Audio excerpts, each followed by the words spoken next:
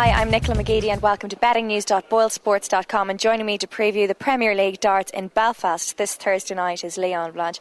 Leon, Phil Taylor, he's the big one that everyone's going to have to try and fight to beat, and he came from 4 behind and won. Do you think he's going to win his game? Yeah, I think he will win his game. His opponent in Belfast on Thursday night is James Wade, who's actually only averaging a 90, so that's nowhere near close enough to beat Taylor. You'd want to be up around 104 or 105. No surprise to see the odds. Taylor 4-11, Wade 9-2, the draw at 5-1.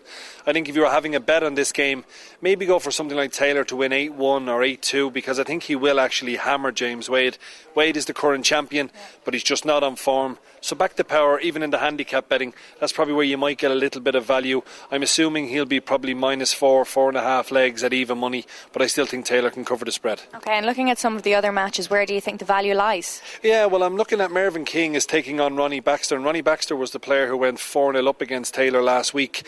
He's been starting extremely quickly, so I think if he gets off to a good start against Mervyn King, he might pull off a bit of an upset. I'm going to take Baxter at 130 to beat King.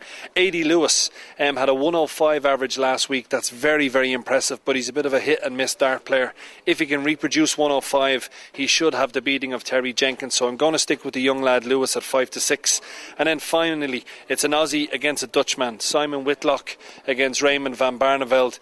Whitlock, he's very good on the high checkouts. This game could go either way. It could even finish in a draw at 130, but I'm going to go with Whitlock to have the highest checkout in the match at 9-10. But you definitely reckon it's going to be Taylor that makes the big impact on the night? Yeah, there's no doubt. Look, he's an unbelievable sportsman, but I'll tell you something, just keep an eye out for this young kid, A.D. Lewis.